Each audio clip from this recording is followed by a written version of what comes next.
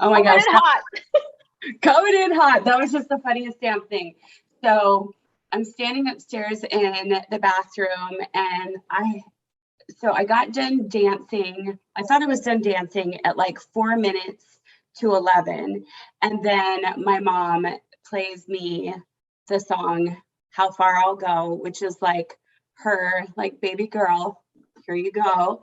And so I'm like, okay, I have to dance and sing to this song. Did that. I'm like, oh, it'll be 11 o'clock. I'll be heading in to get dressed. Like, it's not going to take me very long. I'm not taking a shower or anything. So I'm sending you texts and I'm sending the joint texts and I'm listening to an Abraham video. And then the next thing I know, it's like, I'm having all these downloads are coming through and I'm like, oh, and this, and oh, and this, and oh, we should talk about this, and oh, we should talk about this, and oh, I see this, and oh, I see this. And then David comes in and I was like, of course you come in right now because I'm like naked. And he goes, is that why I came in?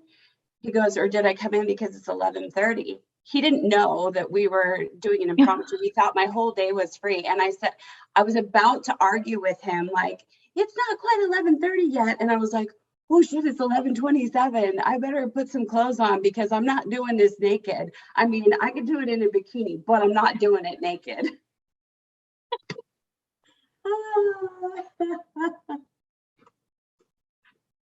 And I see you have a post-workout glow. Shoot, I know when you texted me, I was like, well, it's a good thing that I'm all natural all the time. And I just like show up who I am. Like, pretty soon, all of the vlogcasts are going to be like, she's either in a purple, autumn, or black shirt. Because those are the three I got. I'm like, was this what I wore? I don't remember. It's okay. Well, I've got new leggings. And I've got like black ones on today, but I basically bought a navy blue pair and kind of a purpley, not quite an eggplant pair. And I'm like, pretty soon it might be that I just have 3 pairs that feel good on my body. Fuck it, I don't care. Mm-hmm. Yeah. I'm like, pretty soon it'll just be me in a bathing suit all the time. It's me in a bathing suit. What beach are we at today? What beach are we at today? So yeah. I'm like, I'm seeing all the things today. Human design, hence my like sliding in at the last second. A half hour just went poosh. And then also today being the first day of 14. And for those people that are going to be watching this, they're probably like, what is the 14? It's not the 14th of November. It is the 14th gene key, the 14th gate in human design. And in gene keys, which is what we were talking about this morning, it's all about bounteousness with a shadow of compromise. And so I thought maybe we could get on today and talk about, because you and I both have the 14th gate or key in a significant place in our chart. I have it in my life's work, because my birthday is coming up here pretty soon. And you have it in your purpose. And we spent all morning this morning back and forth talking about money and freedom for you and love and acceptance for me. Yeah. Keep going. So what I was dancing with and what we were talking about over text is this idea that within the keys, we also have lines. And for some people, this is going to be like, what, but we'll connect it all together. So in the golden path of the gene key, if any of you are ever interested, you can totally get a free gene keys reading. You just have to know your birth location, your birth date, and your birth time. And you can put it in the free profile, and they'll give you what's called your gene keys map or your design. And the golden path, which is sort of like the thing that holds our Venus sequence, which is in the very middle. It's at the heart of everything. And our pearl, which is like the essence, the value, our abundance that comes out of it, are lines, depending on where within any time that you are born. Like I was born on the 19th. The 14th key is a Scorpio key. It starts this year. It started on the 17th and it rolls through. It's 5 days, this one, whereas some of the other ones are 6 days. So what I was thinking about this morning is, for me, my 14 is in my line 4, which is all about relationships and service and being in connection. And for you, it's in your line 6. Anytime you are in a line 6, it's at the end. So you've pretty much had to experience all of the lines, 1, 2, 3, all the way up to 6. And what I was experiencing this morning, my shadow of compromise is how many times have I compromised my body for love, for relationships, for acceptance, to feel worthy, to feel loved, to feel connected. One of the things that we've been talking about is you coming to visit for a week. And so some of the experience that I'm having right now is being at a weight that I haven't been at in years. And I really haven't necessarily shifted my my diet or my movement that much. But I have been exploring this. How much can I just love myself? How, like, turning up the intensity. When I was doing CrossFit, I had a period of time for about 5 years where I was intensely doing CrossFit and I had a paleo diet. And I was strict. Anybody that's friends with me, that knows me, that's traveled with me, in fact, one of our friends that traveled with me, like Brenda in Huyo, she also has had the experience of traveling with me during that time. And I was super rigid about the food that I ate, how much I ate, and my movement. And one of the things that I observed was that like even the holidays would come and I would still gain 10 pounds. I have observed what my body has been like on a diet, how it's revolted, how I have had to suffer withdrawal pleasure in order to— like the restriction, right? Is what you're saying, referring to all the restriction, all the ways that you've restricted and not allowed pleasure. Pushing myself to work out or do things when I didn't want to. Like I loved lifting weights. I loved being strong in CrossFit, but anything that required me to do a lot with my lungs, that was like cardio type endurance, I couldn't handle. And so, you know, I've had an opportunity to explore lots of different ways for this body to be. I've been fat, I've been thin, I've been strong, I've been not strong, I've been all kinds of different ways. That's a line 3, by the way, which I have in my line 4.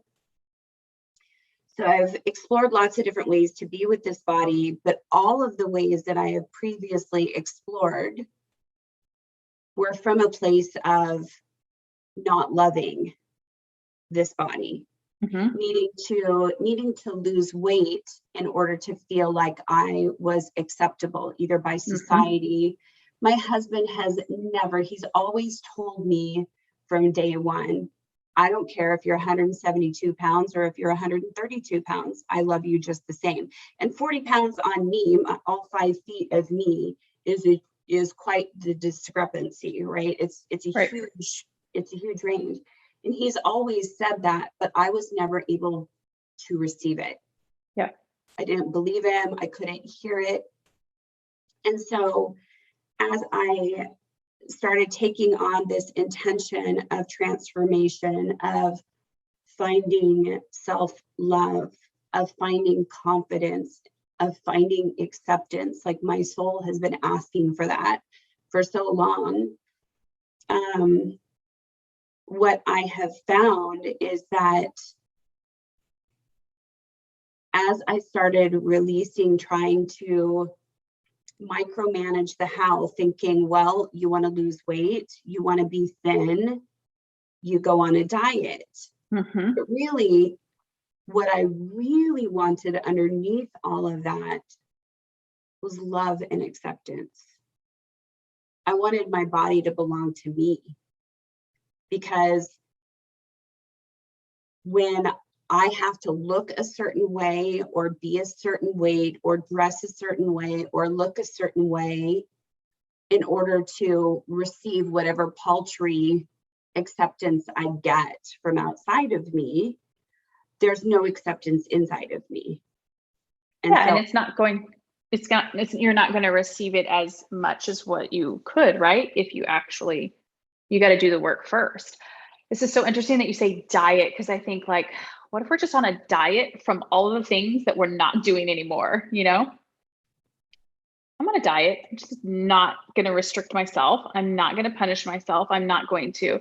But, you know, we've talked about restriction and nourishment so much. And it's the same way with me, but it's just restricting from money, right? It's like not allowed me. I'm doing this to myself, right? Not allowing myself to spend money on things that I enjoy, right? Compromising who I truly am. Because from that place of that fear of old patterns, what happened in my childhood, right? And not wanting to repeat it again. And so when we talk about the restriction, it's like I never had thought of it that way, because society tells you, right? Like, just like the diet or just like money, right? Like, do a budget, you know, eat this, plan your macros, you know, do it this way, and then this is what you will get. But when it doesn't feel good internally,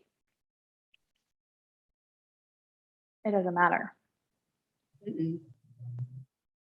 And trusting, I think also the big thing too is trusting outside of ourselves, right? Like, oh, well, this person says I need to eat this way.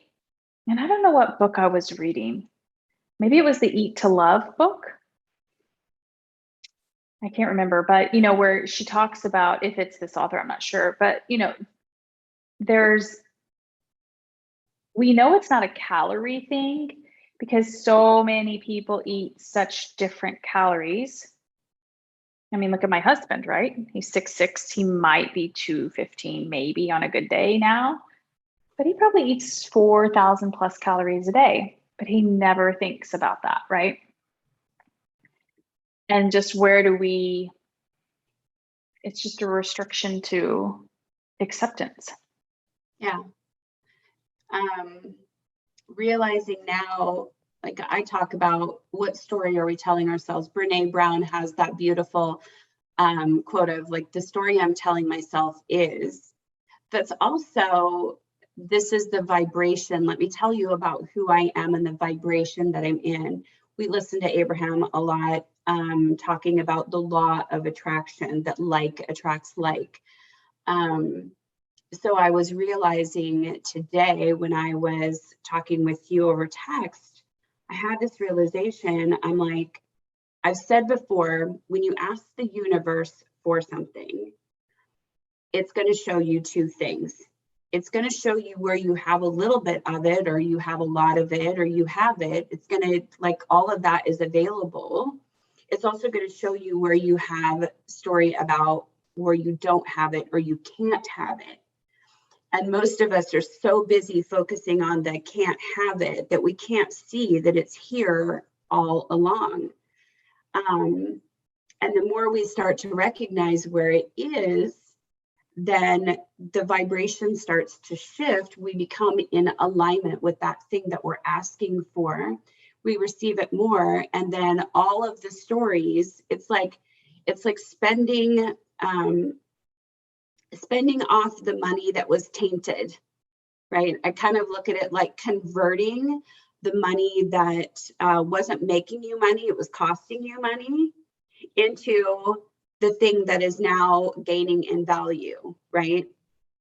So I was thinking, for me, the experience I was noting was noticing my phone reminded me today, oh, this was you 2 years ago. Oh, this was you 3 years ago.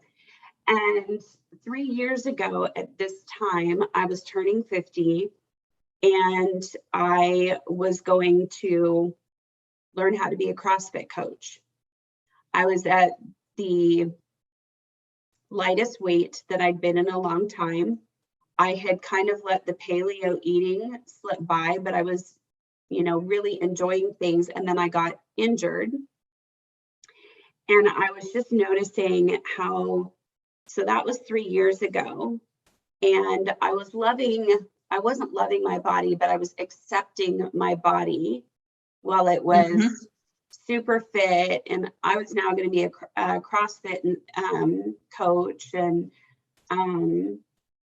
having completed my level 1 and thinking, look at me, I'm 50 and look at what I can do. It was all about, look at what I can do. Look how strong I am. I was back in college and I got a little thrill out of being able to do, mass pull-ups in class and having the young guys look at me going, damn, she's 50, right? Then 2 years ago, when you and I met, I had gotten injured, which slowed me down, and my brain was telling the story of, I can't do these things the same way. And then I started loosening my diet even more. And I had the thought or the belief, I can't keep eating like this, not working out like this. Like, that's common, right? Everybody would tell you that's just the way it works.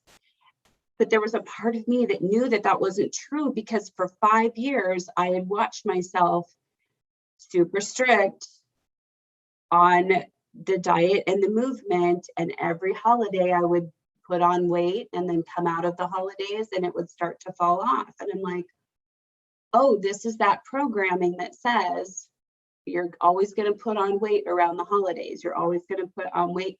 But I wasn't eating anyway. So what I realized today, 2 years ago, was when we met and things were starting to shift. And I was like, we were at the pleasure and profit retreat together. And the whole idea of pleasure in my body, I was like, well, I can only do so much of that, because the other story that was coming up was, well, now I've started to enter menopause. So my body is betraying me.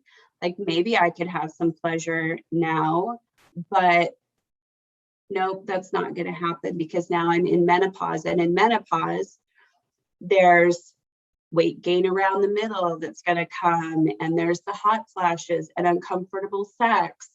And then here's Danielle saying, oh, I can make, I can create this intense pleasure in my body just sitting here with my mind. And I was like, me too. Like, you're hurting my brain a little bit right now. And then cut to a year ago, when in the midst of COVID,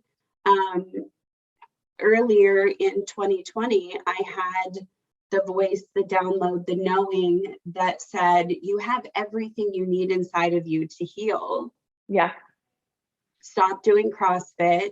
I cried when I realized, I'm like, I need to let this go. I'm laying on a yoga mat in frog position, down on my belly, and I burst into tears.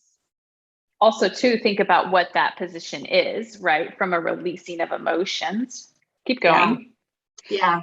Oh, and I love that I recently had, with one of my cards, had been reading about frogs and how they transform and grow. Not only do they shed their skins like snakes, but they actually eat it.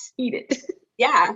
Like, just gonna take this in and transform it and just keep growing, right? So a year ago, when my weight started to get up, and I was like, I really want to love this body. I really want to accept it. I really want to find love and acceptance for it. But could I just lose a few pounds first? Could I feel better about this? looking at pictures. Negotiation. Looking at pictures from the retreat and going, God, the last time I wore that dress, somebody told me I looked banging hot. And letting all of that go outside of me and finding that love and acceptance inside of me, son of a bitch. This is like rich versus wealthy. Totally. I mean, I know that's why you wanted to have the conversation today, but there's so many parallels. What do you want to call it? You know, this is like how many people, I was one of them. I'm working on it still, right? But like, how many people do I know or have talked to that physically have what most people might consider a large sum of money in the bank? But they're rich. They are not wealthy. Rich is like, okay, whatever the numbers say externally, but they do not feel that within, right? They still feel scared. They still feel fearful. They're still trying to prove something. Versus the wealthy of like, it's who I am, right? Yeah. So this morning's realization of this is just like both of us are having this experience right now of it started out at one point where our egos, our minds, our brains were screaming at us about things. You really should do something about your weight, or you really should do something about money, which really it comes down to, for me, it was just this underlying need to be lovable, to be loved, unconditionally loved. And would you say yours has been like safety, connection? I think it's probably safety. And I mean, worthiness is probably unconditional love, right? But like, who are you if you don't make money, if you don't have money, if you can't, you know, do that? And for sure it's safety, because I was taught money is safety. Money provides you safety. But here we go back again, right? Talk to lots of people that have way more money than I do, and they're still scared. We know it is never that thing outside of us, even though that's what we're taught, right? It's like the how over the who, and the continuation of like, but if you just do this, I'm sure you probably have a lot of books on how to lose weight or how to get to a certain weight or keep the weight off. Huh? I used to, not anymore. But you used to, right? Like you probably bought all the books, which is why the books can sell, because someone will create another book and it's like, oh, this is the thing that's going to help me, right? Just like all of my money books that I have, right? But until we're working on us doing this for ourselves, right? It's not, and this is what you talk about, the heavy lifting. And sometimes I'm like, I want to punch you in your face, but it's like, we are the only ones that can do this, right? Each individual person has to do it for themselves, right? It's just like working out. No one's going to work out for you, right? You're never going to benefit from that effect. And it's the same thing with like the healing. No one can do it for you. But it's really scary, I think, to a lot of people, right? It's terrifying. It's terrifying. It goes from like that drill sergeant screaming in our ear of what we should be doing. You should lose some weight. You should work and make some money. And you and I have been on this journey together of turning down that voice. And it still is whispering at us, but also turning up the intensity. Like for me, I'm realizing right now, being able to just love myself so hard and so unconditionally, and feeling pleasure, like the transformation that's happened in my body. I'm no longer having what used to be hot flashes, I now call wrong flashes. Like all the times that I thought I was wrong, I was doing it wrong, I can't have this. I can't experience pleasure. I can't have love. I can't have connection. That belonging would come as like hot flashes. And it was because the story I was telling myself is, I no longer can have this. But until I could start to see where I can have this. And already do have it. Yes.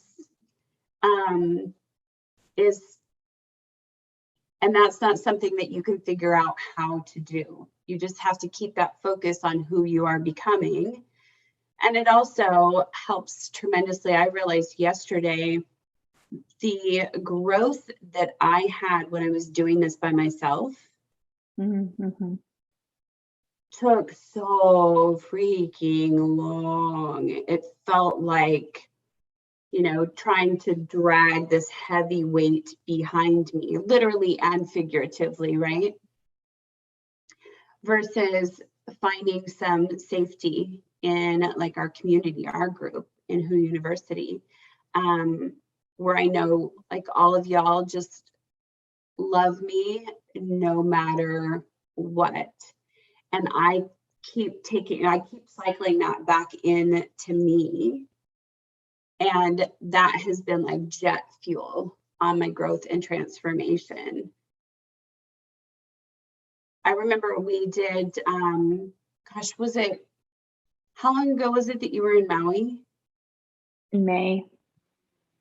So just from May, I love the fact that I still have the recording that I did when I interviewed you in May. I'd be good to go watch again. Yeah. And maybe we could post it with this. But you in May was like on the edge of that complete transformation from where you were. And then when we were talking this morning about like, where were you 3 years ago? The year before we met at the retreat. I didn't even know coaching existed. I was an angry person. I was an angry little elf. That's who I was. I was an angry little elf. Oh, so much. And just moving from such a place of wanting, this is where I think like it's all the same, right? And then it's not. But like the money is like moving from a place of feeling so trapped, of feeling so out of control, or powerless, I should say, doing things I didn't want to do, and when I say that, just working at a place that I wasn't really my heart's calling, but doing it because it provided flexibility, it provided a good income, it provided all of those things that we're told that this is what you should do. And having the history with money that I've had of not wanting to, it's like, I don't know if it was Bernie Mac or who said it, but it was like, you basically have to jump off and then your parachute opens. Your parachute doesn't open when you're on the cliff, or it's not a good idea to do that. So I'm told, right? But that's what we have to do. We have to like jump and then trust, right? That it's going to work out. And like what I was texting you this morning, right? Like every time I'm like continually showing my brain over and over, like, look, every time you've wanted something, you've used your money, it's gotten better and better, right? Like you haven't run out of money, because that's what I think the whisper runs to now. Like, I don't hear any more shoulds about being lazy, or that doesn't, my ego was like, well, that doesn't work. What are we going to throw at her now? They're like, okay, the money thing, right? It's the rational mind, like makes sense, right? But the running out of money is that just constant underlying buzz that just sits right underneath the surface all the time. And so leaving a stable job when you should be grateful because it's super easy, it's in your wheelhouse. And it's so flexible. Yeah. But here we go back to the 14, right? Like the compromising of myself, of what I want, right? For money. And I mean, I remember it probably was maybe 10 years ago. So I would have been 30, 31. It was after we had Grayson. Maybe it was 35. I don't know. But I remember asking our financial advisor, like, okay, so if we just make it to 50, then we can be done. Like this idea of like enduring, right? Just like you with dieting, I'm just going to eat this shit I don't want to eat, or I'm going to do this that I don't really want to do, but it's going to get me the result that I want. But like, how have I betrayed myself along the way in order to get there? And how nourishing you look at it from a money standpoint, like what are you doing to yourself, Erin? For 10 years, you're just going to like suffer. You're just going to endure to get to the point, right? But we know the way that scarcity works in our brain. Like it's just going to change the goalpost. And then the same thing with you with eating, right? Like we're just going to suffer. I was thinking about this morning with you. It's like diets don't ever work because who the F eats like that when you're not on a diet? Well, and it's akin to the money thing, and like how we were talking about turning up the volume. I was already at a place where I'm like, I don't eat very much. I was doing intermittent fasting. I had kept with intermittent fasting. I remember a couple of events where people were like, aren't you going to eat breakfast? Is that all you're going to eat? And I'm like, I'll just get huge. Like if I eat too much, because that was the story that I had. I cannot take in. And now I've got, let's tell the story of menopause and how, you know, all of society, it's become this accepted thing that, you know, oh, well, once you reach this age, it's going to, you know, go by the wayside. It's just that it's that turning up of the volume, because you and I, we talked about being workout partners, essentially, like all the things that we're going to push. How much more can we take away? You're like, how many more pleasures and restrictions can I place on making money and finding safety? And for me, it was like, how many more restrictions can I place on what I eat and how I move? And will that ever be enough? Like I'll get to the point where I'm just going to stop eating. I was thinking about Keith on Sailing Zatara, and he came back and he's like, yeah, I've lost some weight. And he said, I basically stopped eating for 58 days. And I'm like, that is not sustainable. Obviously, it is not sustainable. Eventually, we die. I watched my mom do that. I watched my mom restrict so much with her body, like, and everything that we see going on the outside is what's really going on in our world on the inside. That's one thing that I think so many of us do really, it's a difficult concept to wrap your head around, that everything that is going on in your reality outside of you, the things your awareness, your attention is drawn to, is all the things that's really going on in here. How you feel, what you think, what you believe. Yeah. What you're connected to, what you're focused on is a direct reflection of what's going on outside of you.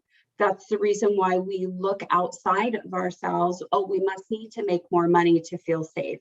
We must need to eat less so that we can lose weight, so that we will attract a mate, or that we will be accepted by society, right? It's all these things that we think are outside of us, but what people don't know. So the opposite of this compromise, so with every key or gate, there is what's called the shadow, and from the shadow comes the gift, and then the gift leads to what's called the siddhi, or kind of like once the ego and the story has been removed, when we let go of compromise, we find competency. We feel good, we feel confident, we feel capable. And the gift that that leads to is bounteousness, which was hilarious when I was trying to send that to you voice to text. It was like bounce chestnuts, bounce tennis. I'm like, what the F? I'm trying to say bounteousness. And it was coming up with all kinds of tennis, chestnuts, chest, cheesiness. I don't know. Anyway. But what you haven't necessarily said, and we kind of, but it's like this restriction. I know you've said restriction, but it's like we just shrink, right? It's like, so at what point, and then our soul's like, okay, I give up. I'm done. What we hope to get to is before the soul is like, okay, I'm done. Let the ego get there first. Let the mind, let that story die. And you and I are like going for that Olympiad, because you look at where you've gone. I'll let you share that. But like me thinking about how I've gone from a CrossFit body that was 132 pounds, that was like, I don't know where my body fat was at. I think it was around 13 or 14%, feeling strong, but also wounded because I had several injuries, to and thinking it's not good enough. It's not good enough. My boobs are sagging. I need a boob job. My body's hard, but it's not like I can't see a six pack. I'm too broad for as short as I am. Like it just was never all the criticalness good enough. Yeah. To allowing myself to soften and to start connecting with that emotionally and physically. To where I am at today. When I was dancing this morning and I was on my trapeze, I was just like, I feel strong and I love this body. And I feel flexible in this body. And I'm realizing where flexibility was a metaphor. I was not at all flexible when I was strong. It was this shield, this thing that I wore. I had no flexibility versus where I'm at now. I am getting way more flexible in my body because my mind has released that story of I've got to brace to be prepared to get pushed away. And so dancing this morning, I mean, I sent you pictures of me with my belly out and I was like, I'm loving all of this, just having such unconditional love and feeling strong at the same time. And so how has that shown up for you? What's been I think that it's like it starts with the little, right? Like when we were turning up the volume, right? It's at first it was like, okay, I'm going to quit my job. And then it was, okay, we're going to live off of our investments. Meanwhile, all of this, like, working on building my coaching business. And then it was, well, you can't, like, you need to restrict as much, right? Live off of as little as you can. In my previous life as a financial planner, that's what you do, right? Like, if you don't have money coming in, then you need to be, as little as possible, which just further kept me in that constant cycle. Scarcity cycle. And then, wanting to go to Maui and you saw what my did. I mean, I said this in a previous YouTube episode, but you know, my underarms completely flared up. And this is the other thing is like, and this, I have been queen master at this, is we're so disconnected from our bodies. We don't even realize when something happens like that, that's actually a cue for us to go inward. But I think that was just pure fear lit on fire, you know? Mhm. My underarms were so red. They were so raw. And maybe 5 years ago, I would have been like, I need to go to the dermatologist, right? There's something wrong. But what it was is just me up leveling or increasing my capacity to be able to do things, to be not controlled by money, right? To I feel say safe. that I am more valuable than anything in the bank, any amount of money in the bank, right? That what I want is important. And so then that happened. And then also, well, I had already taken some time off before then. And then, you know, deciding I didn't really want to work for a while. And then there's that. And then Jason, ultimately, you know, we had another one, you know, I texted you and Christy and just was like, oh my goodness, you know, now it's gonna, which we had talked about. And it's also interesting because we have this idea of what we think we're going to feel like once we get what we want. But I think sometimes we don't think about the ego side of what we're going to feel like when we get what we want, right? Like it's that excitement, it's that exhilaration, it's going to be so fun. And I'm scared shitless because now this brings up more money stuff for me to work through. And so then when Jason quit, and then selling our rental house, that was another one. It was just like I texted you today, I'm like, when does it stop? You know? I'm so tired of peeing and pooping. Make it stop. And of course, right? We don't want it I don't want it any other way. Staying stagnant. I was so frustrated and angry, but sometimes I'm just like, for the love, you know, but just this constant.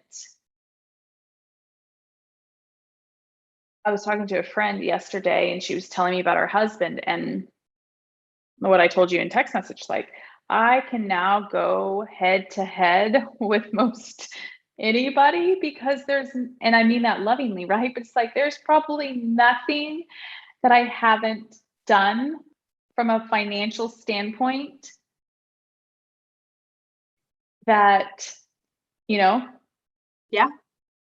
I don't know what the word I want to use. You know what I mean? Yeah, that to, you know, I've quit my job. I've used my investments.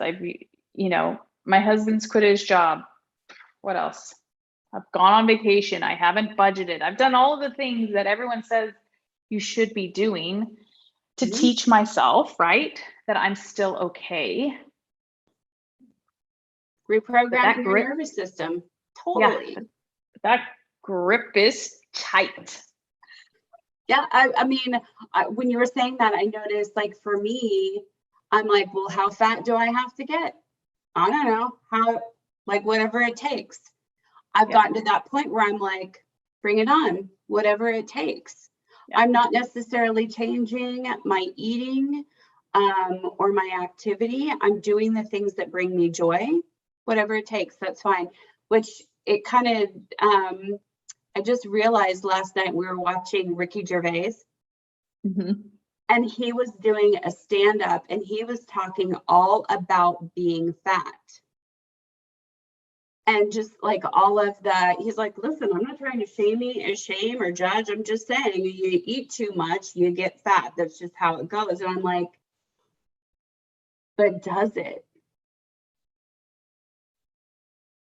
And how many people are sitting feeling ashamed because they've tried all of the things and it hasn't worked?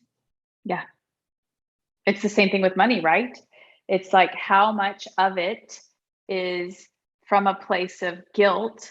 Like our bodies, we are supposed to experience pleasure all of our senses are there to experience pleasure. Our eyes to notice such beautifulness, our ears to hear such loveliness. Like everything about our senses is to have pleasure in our body. And at every turn, we deny ourselves pleasure.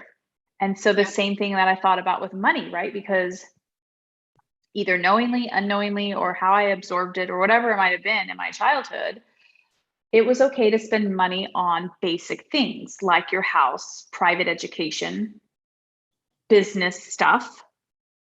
But I don't think it was ever really taught to spend money on pleasure, which was why I have no problems, you know, while Grayson's college fund is fully funded, why I have no problem spending money on business stuff, right? But fun, enjoyment, pleasure in my life, that's where the guilt and the shame would come. And it was never from a place, I wasn't ever purchasing it to, you know, some people will buy things so that they don't have to feel, but it never was that. It was always an intentional thing. Like, this is what I want to do. But then the shame and the guilt would come in after that. You spent too much. You shouldn't have done that. You need to be saving it for something. And the same thing, like, why can't we enjoy? Now, if we're eating because we don't want to feel, that's one thing, right? But when we want to eat a piece of chocolate or a piece of cake, or we want to go have a latte or whatever it might be that brings us joy, and it feels good in our bodies, then that shame and the guilt comes in for, like, you shouldn't be doing that. I think that's one of the things that I love so much about our relationship is how we are opposite on with the 14, with our bounteousness. Me and meaning my you have it in your and you have it in your purpose. Mm-hmm. Is like this seeing in each other what's going on in ourselves. Like when you were talking about that just now, I was like, and notice how money always shows up for you. There's always plenty of money for business. There's always plenty of money for food. But there wasn't plenty of money for pleasure, or at least by your perception. By my perception. It wasn't allowed. Like, correct. I can't have this. Mm-hmm. I can't use the money for this because that's not okay. Yep. And then when we have that story, it can't show up for us because we are basically, what we're doing is we're blocking ourselves from receiving it. Yes. Like me with, I had said at the retreat when we met 2 years ago that I realized money hasn't been a huge thing for me, but there has been some threads of money, and it was tied to money was love and money was pain.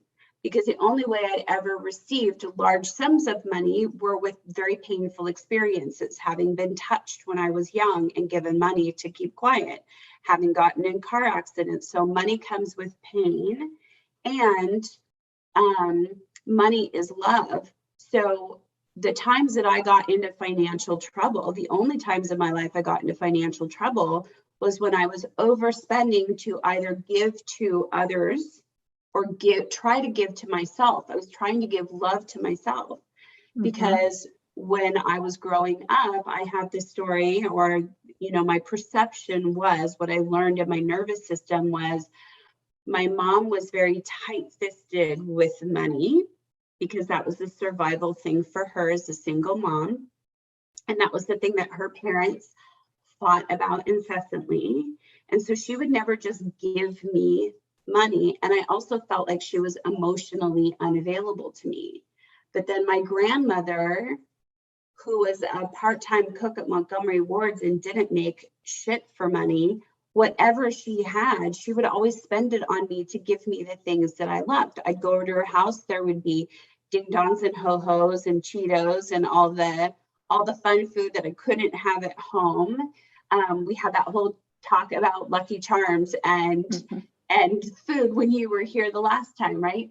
And my grandma would buy me, like, if I wanted Vans, she would buy me Vans, whereas my mom would be like, $200 is your entire budget for picking out clothes. Here's this year's catalog.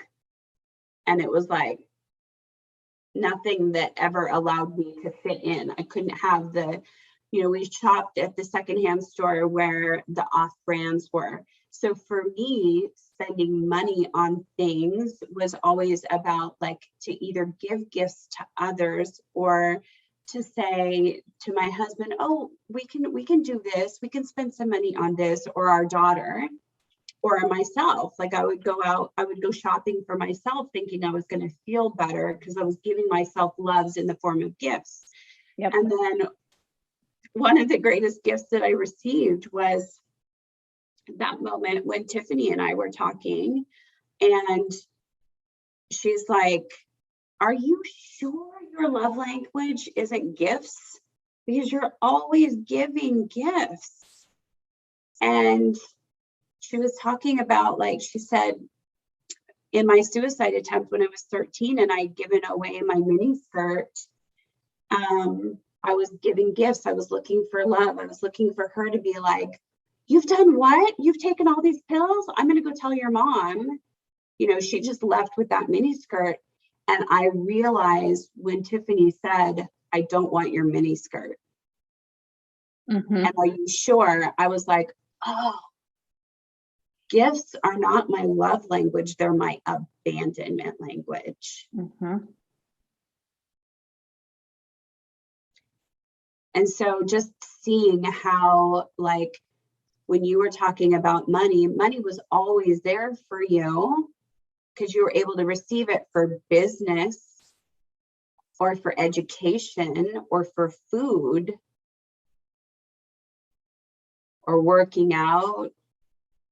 Yep. That's not a problem, right? It's almost kind of like, and this goes back to probably grades, earning, you have to earn a good grade or make a good grade, and then you get to have something, you get to have pleasure, you get to have fun, you get to have a toy. So, but did you even do that? Or did you save your grade money? I don't know if I got money or if they just bought me Cabbage Patch dolls. Like Cabbage Patch dolls comes into play. And I know we used to like eat Amy's ice cream. Like, I don't know if we got money or if we just got the thing. But what I had noticed is if there's not a ROI, right? Then what are we? It's not like, so when you go and you buy $5,000 of Rogue equipment, that's a good investment because it's in my health, it's in my strength, it's in my body, all of that, right? Same thing with business, same thing with, education. Not necessarily I believe that anymore, but like if you go to college, get a business degree, create your own business, whatever, right? But spending it on pleasure, what is actually your ROI? Now I know, right? Like it increases internally, our internal value, not that we aren't already valuable, but like we get to learn more about ourselves. We get to grow that, like that, like I'm more important than money, or I'm priceless compared to money. Like that is what I've grown, right? But before there wasn't that belief there. And you only kind of spent, I mean, now that I think about it, you only got things like that maybe on your birthday, but even that was very hard to receive.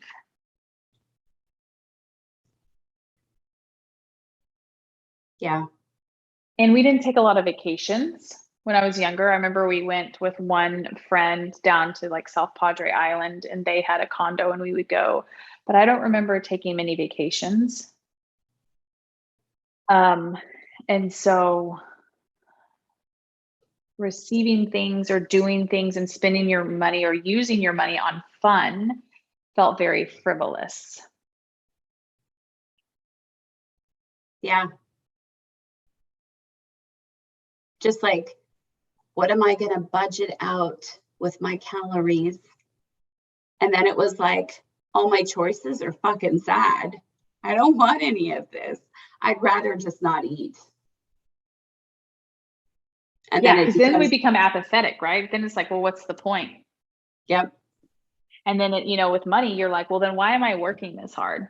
I don't even enjoy it. I don't get to reward myself, because I think also we just keep, at least I did, we would just keep moving the goalpost, right? And so when do you get to start to like enjoy it and to have fun and to appreciate yourself? What would you say to people that are like, okay, so are you just telling me to go out and spend my money? And then what happens when I end up broke? I remember hearing a woman talk about her mother and Abraham. And she was like, well, she just advocates for her to go out and have fun and spend money and do all this kind of stuff. And now she's in debt and she's broke and blah, blah, blah. And like, they were super mad about that. But I think you have to check, like, what energy are you coming from, right? Like,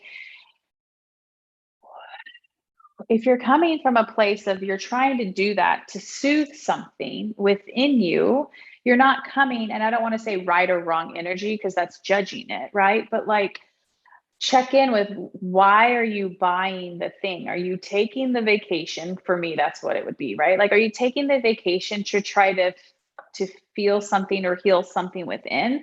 Or are you doing it because that's genuinely what you like to do and it's something that's planned, right?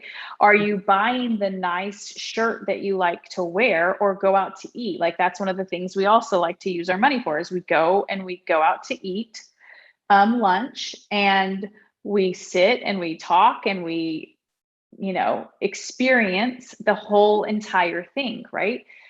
But if we're buying things or using our money from a place of if this then that, then I think that's what Abraham's trying to say, right? Versus, I love this, and Kyle Cease talks about this, like with A, B, and C money. But like for me, I've always been a B money kind of person. I will save my money. I will invest my money in the stock market. I will have that. But I hadn't ever grown as a person. Mm-hmm. But the C money, you may not necessarily invest in the market, but you spend it on things that light you up and feel good to you and that are a 10 for you. Now, what you were asking the question about is like the A money, right? Like, let me go spend it on partying or buying a car or a big house or a lot of clothes or jewelry, like things that I can do to impress somebody outside of me so I can finally feel good within. And what I'm saying is, for like a hot minute.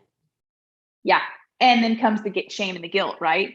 Mm-hmm. Versus, I'm intentionally using this money because it feels good and I enjoy it, and it goes back to improving my value, right?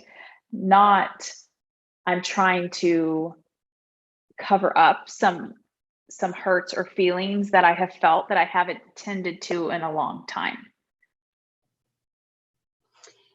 If you could go back and have a conversation with yourself 5 years ago, 10 years ago, what would you say to Erin then?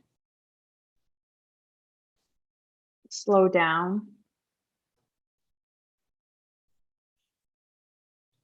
Take some time off.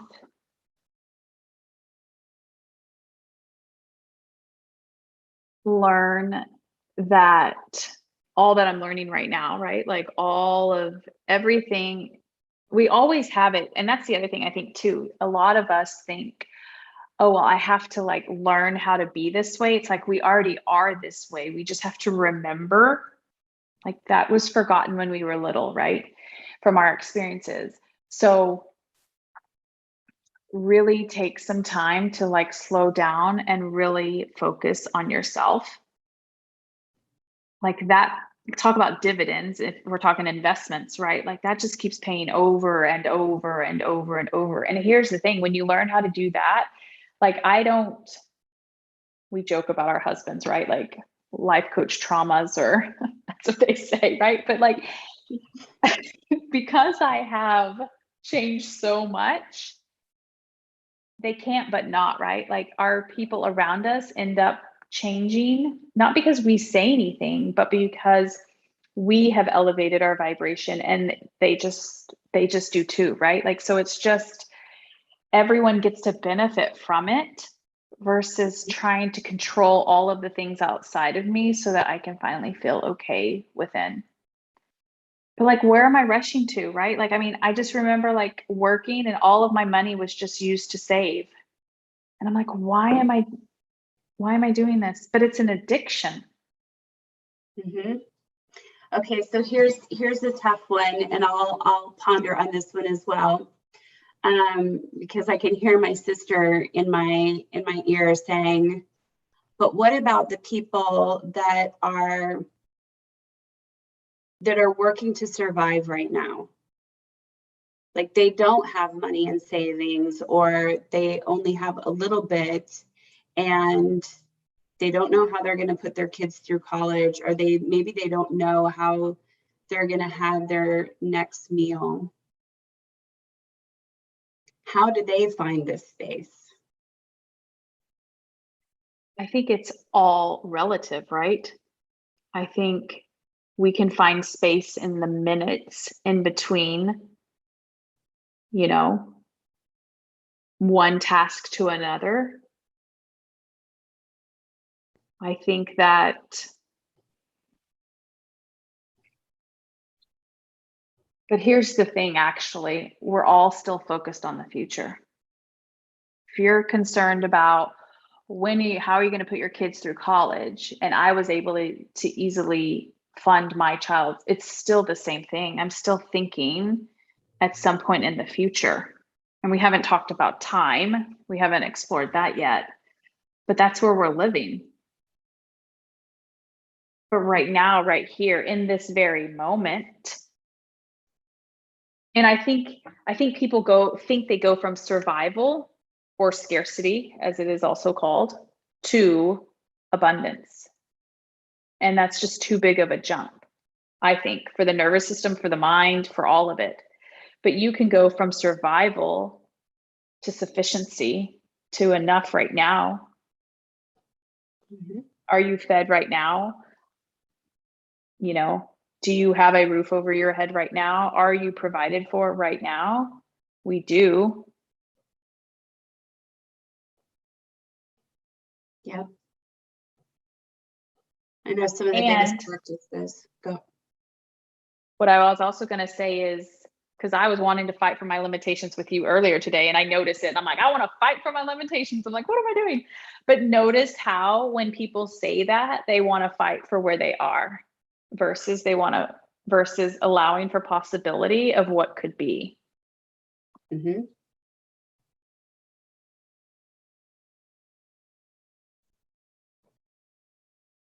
And I think it's easy. I mean, the mind wants, the ego mind, our mind, rational mind, whatever, it's all the same, right? It wants to be right. And sometimes we want to fight for that versus looking for where you do have it already, right? Because money can mean different things for different people, right? So probably for a lot, it probably does mean security. But how are we already safe, at peace right now? Mm-hmm. But that takes being still. That takes turning off your phone. Mm-hmm. That takes not turning on a TV at nighttime when you get home. Not watching the news. Yeah, not watching the news. That takes, you know, those little moments. You know, I think we want to sometimes hang on to like, well, I can't take off a 6 months work like you did. Okay, but you do have 10 minutes before you wake up in the morning to go to work. We have what we want to have, or what we choose to see, I should say. Mm-hmm. Maybe I should say it that way. What we choose to see, right? Yeah. What we can accept and what we can see. Because when we're so deep in survival mode 24/7, we're always running. Yeah. We're either running, we're pushing away, or we're fighting. That is what our stress response is. fight, flee, or freeze. Yep. Yeah.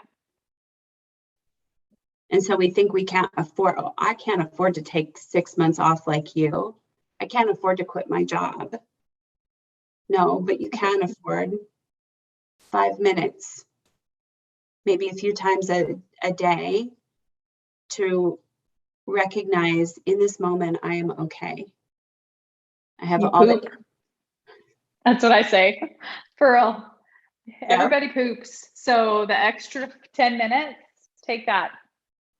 Let that be your reminder. When you poop, you think about, I'm okay in this moment. Every time you have to go to the bathroom, whether it's poop or pee, hopefully you're getting to pee at least more than once a day.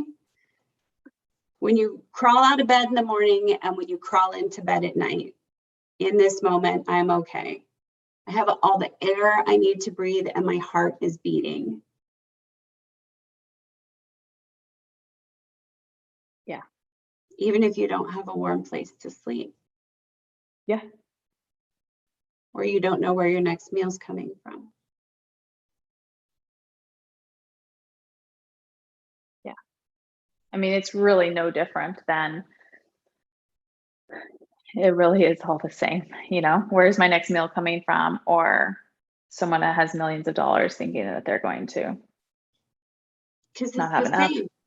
Yeah, that's what I'm saying. It's your brain, right? Your brain doesn't know if you physically are in scarcity or the belief that you are. It's the same to your brain.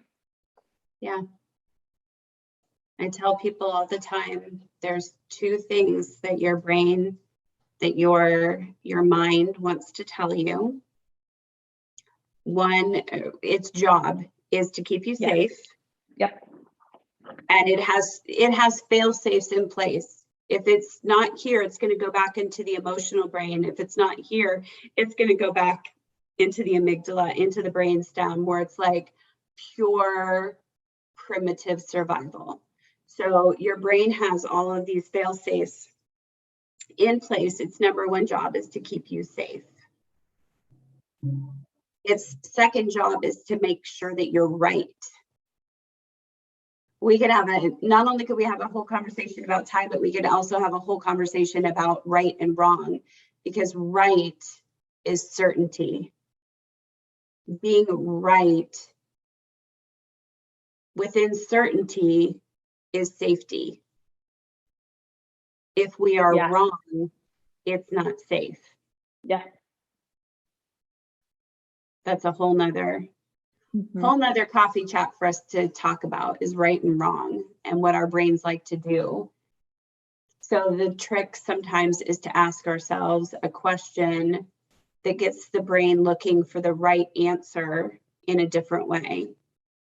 Or asking, or said a different way, like asking our brain what we want to already be true, if that makes sense. Like we want, you could ask like, well, why do I keep messing up? Like, we don't want to ask that question to our brain, because our brain's going to give us the reasons why we keep messing up. But we could ask a question, right? So, but we want to be asking, I don't want to say higher level questions, but questions that are useful to our brain to give us the answer. Like, where are all the ways that I am so helpful, or whatever? And then our brain will go and search for all of those ways. What does abundance look like in my life? Where do I have abundance right now? What does love and acceptance look like in my life? Where do I have that now? And I tell you guys all the time, I fucking won the lottery. Our friendships, the safety that I have, the connection that I have, you can't buy that. It doesn't matter how much, you can have all the money in the world, you can't buy that. It's relationships, that's a big one. Yeah. Well, I'm thinking we got to wrap this up. Love you so much. Until next time. Until next time. Thanks for playing. Bye.